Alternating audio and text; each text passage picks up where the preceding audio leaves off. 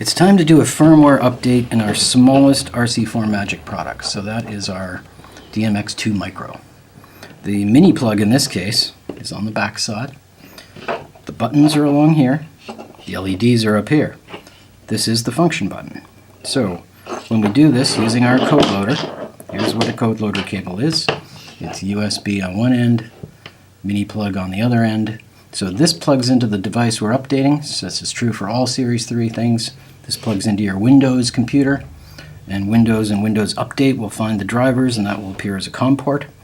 So what I'll do first is show you how putting this in code loader mode, what that looks like. So as with all devices, when I power it up while holding the funk button, we'll see the COP light come on solid. So this is the funk button, and I'm going to push it with my finger, and then over here I'm turning on the power.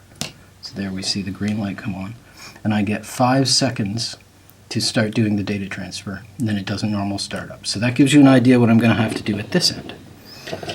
Now let's prepare. We'll plug in the code loader, which is connected to my laptop. PC, remember, Windows software. Now here I am. I am going to run the program. This is a DMX2micro. You always must pick the correct file for the device that you're updating.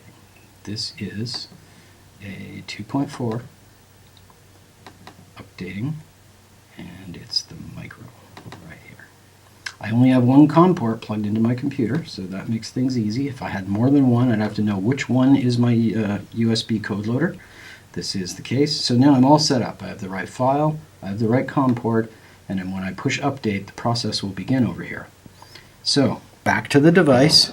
I'll do everything you saw me do earlier, and then jump over to the computer and get it started within that 5-second timeout. So pushing funk, then applying power, the green light is on, and I push update. And now we are installing new firmware. Maybe I've added new features, whatever the reason for the update may be. It is now spooling in there. And when this green bar gets to the end, we have completed the process. Now it's very important after doing a firmware update, I always emphasize that you should do a restore defaults, clear everything back to factory settings, and that works just like all our other devices. So you press and hold funk like shift and tap set A. So this is funk, set A, set B. I'll try and do this so that you can see it. So push, tap, release, and those lights flashing together. Now you'll remember on the other ones you see 3 things flashing, and one of them is the dim A. The dim A and dim B indicators are back here. Here, I'll just do it again and you'll see that blink by itself. That's the third one. It's blinking along with those. Not that that matters all that much, but I just wanted you to know that that's normal. So that is fully updated, and the defaults are restored, and this is ready to use with new firmware. Straight ahead, very easy.